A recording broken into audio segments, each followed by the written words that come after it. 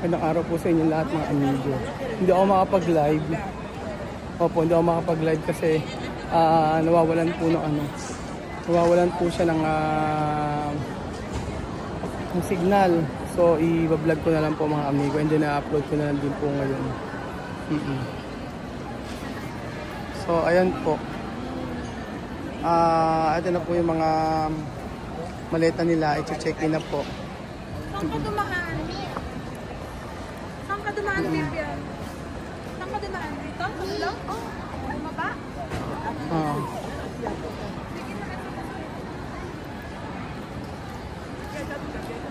Ano yun? Ate, ano yun? Opo.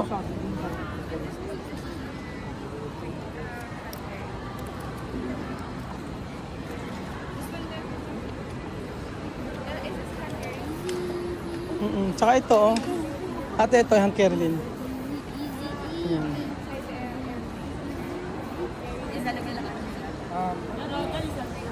Bilhin sabi? Ito rin, oh, yung mga ito. Hand carry ito, di ba? Hand carry ito lahat. Oo. Ano yan? Regalo. Oo, regalo yan. So, ayun po mga amigo, malungkot po ang ako talaga. Sobra dahil isipin niyo po matagal na panahon ko po silang nakasama sa Equatorial Guinea, tapos bumalik po kami sa Pilipinas at akala ko po ay tatagal po sila dito. So sa hindi po nakakaalam, sila po yung pamilya na kinutkop natin at pinauwi natin dito sa Pilipinas para po magkaroon ng magandang buhay. So sa lahat ng ng mga nangyari sa amin sa loob ng halos 6 na taon, masaya, malungkot, at ito na yung pinakamahirap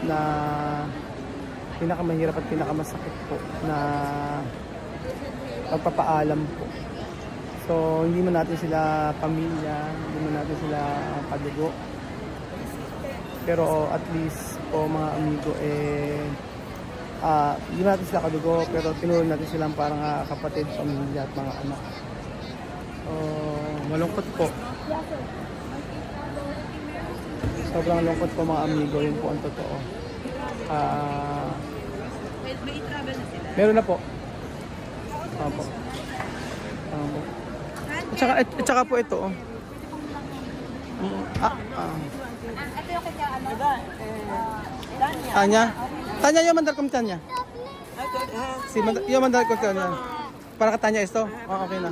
Yan natin. Ito, hand carry. Why?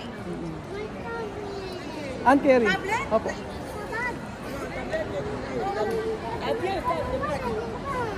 Donde? Ano sabi? Oo, kasi yung mga tablet hindi pa pala po pwede ilagay sa luggage. Oo nga, dapat nga naka-hand carry. So, ayan.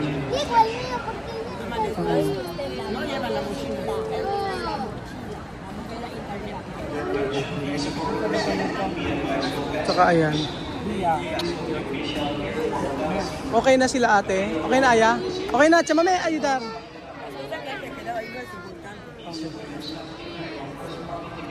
Ayun na. Oh, ay mag-check-in. Ito na. Vivian, ay kaya ayudar. Todos.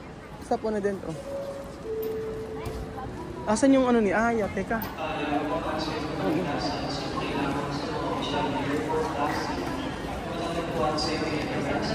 Ito, hand carry. Kasama na tayo. Si ate lagi tumutulong sa akin. Oo.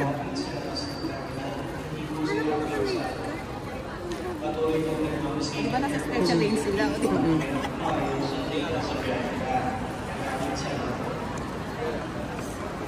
So, yun po mga amigo. Kanina pa ako kanina nagpunta si sabi ni Lennon sa akin, nag-send ng video si Vivian, umiiyak daw. Kasi sobra talaga sobra kasi yung sobra po mga amigo yung pagiging close ni Vivian tsaka ni Kylie, ni Lenlen. Mamaya babasahin ko po sa inyo yung nilalaman ng sulat ni Kylie kay Vivian.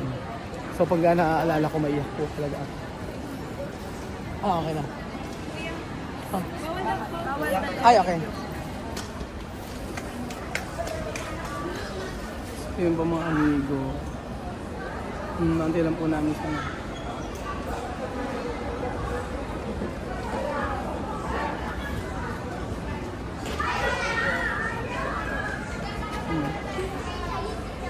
Wala nang time. Tara na. Wala nang time. Bakit? So, sabi, saka hindi ako papasukin sa immigration. Oo. So, ako, kasi OFW daw ako. Oo. Parang hayaan sila, kasi i-assist naman daw sila doon. Oh, sige, sige. Ngayon, marunong naman na sila, di ba? Sasabihin, kasi sa ano naman yun, feeling ko i-assist naman sila doon. Oo. Basta pag dapat may contact sila sa'yo, kung tawagan ka na lang. Oo. Ngayon, basta alam nila yung gate number. Eh, sa gate number naman, alam naman ikaw eh. Alam naman. Antay mo lang after ng immigration. Oo, iba daw yung lane ko. OFW daw ako. Kasi lahat sila sinabi, hindi ko sila pwedeng i-accompany kasi hindi daw kami relatives. No, hindi. After ng immigration, pwede mo siyang antayin. Nasa ano na, nandun na. Oo. Ko sila. Mame, antay mo siya after ng immigration. Mame, sa x-ray. Asan yung isang ano? Tapos Asan yung maleta negro? ipasok mo lang. Mame, doon tayo mochila negro. I-travel na kay Vivian. Nakay Bibian. Oo. Si Vivian. Llama Vivian. Si Vivian. Kita dua rasin porque cambia sin dinamo sin nada más. Si Ken. Si Vivian.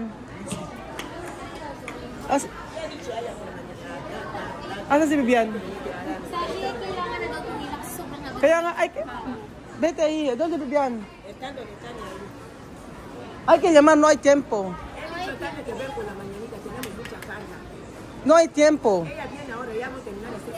Pero no hay tiempo. No hay tiempo. Wala nang oras. Vamos con avión. Oo. ¿Dónde Tanya? ¿Qué cosa tiene Tania?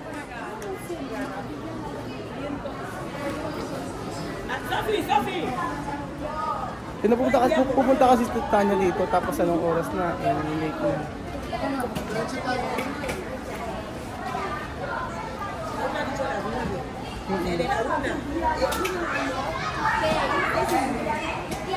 Naayos namin yung mga ano. May aso negro, maleta. Ano na, ikaw na ba mag-ano? Dahil sa Saan ba? Hindi ako pwede sa immigration. Hindi, dyan lang sa guard. Si Vivian.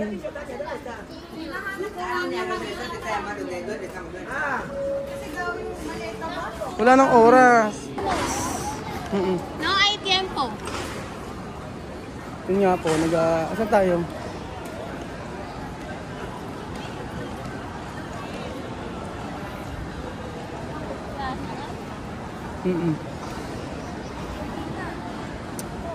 Kasi pinapunta si Tanya 9 anong oras na? Sabi namin dapat mga 9 o'clock.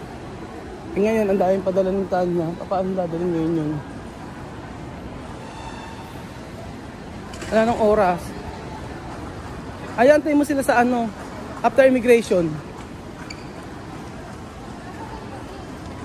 Saan sila? Antay mo sila. Tatanungin ko kung pwede ko silang Oo nga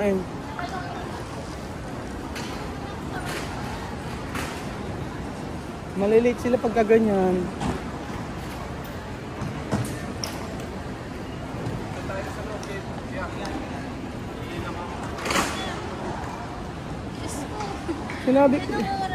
Sinabi ko na kasi kasi nagano si Tanya na padala ng mga ng gamit. Punong-puno na yung maleta nila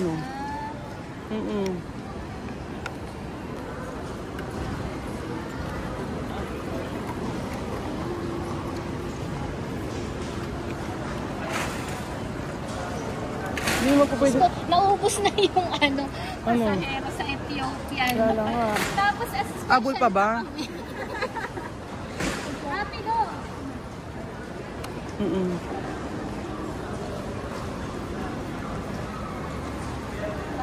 ko pa kung pwede. Ayan, tara. Ginatanong. Sila makita eh. Oo nga eh.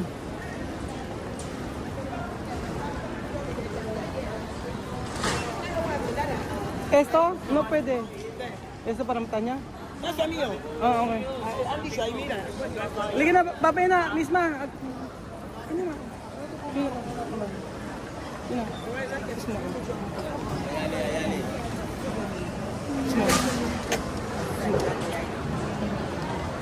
Mami. Kasi yan. Para kayo mabuti. Yes. Guys, ako na. Ako din, ito lang yun.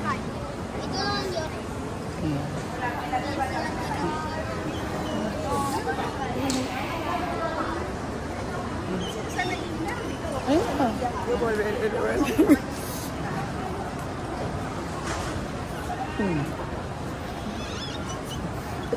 Si Bolder. Kaya Bolder. Nakasan na. Bolder. Ito kaya Bolder.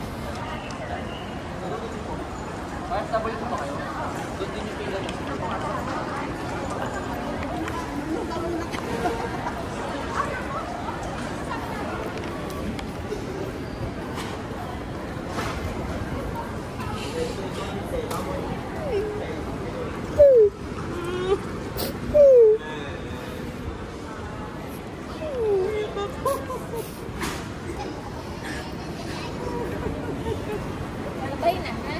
Sabay.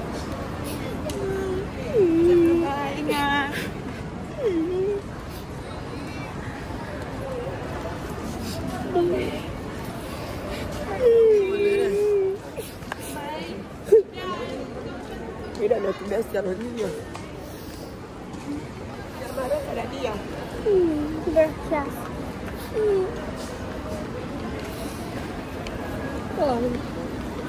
Ay.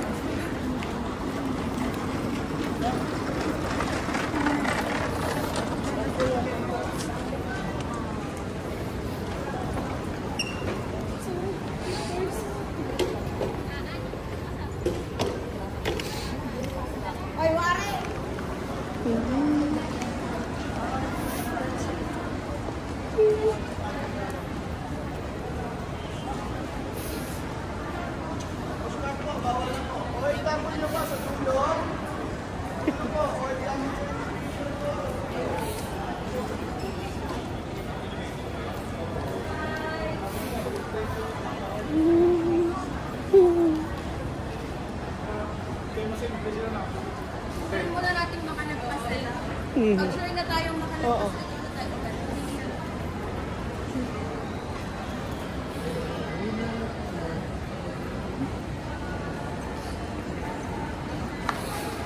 Ang bigat.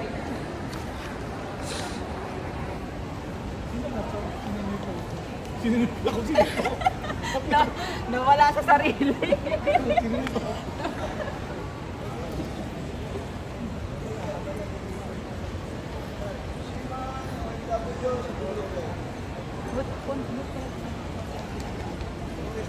Konti lang. Konti lang. Ah. Sa po rin. Sa po rin, konti lang. Nakapilang marami sa W. Hindi yan sinipot sila kasi marami. Ayun na si Ali sa counter. Nasa counter na si Ali. Tuloy natin sila.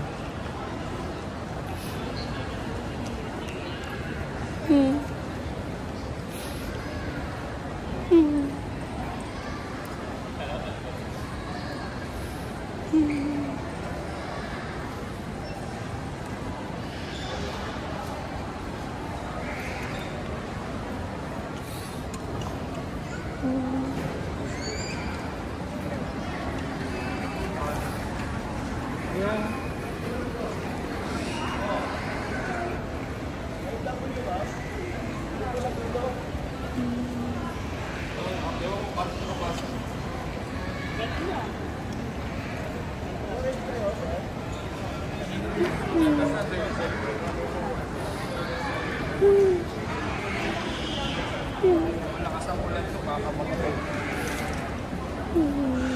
Kaya mo lang, gawin mo lang kayo doon. Puno mo na kayo doon. Ano? Umupo.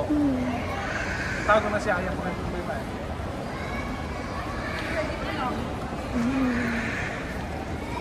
So ayun na po. Yung interview si Aya.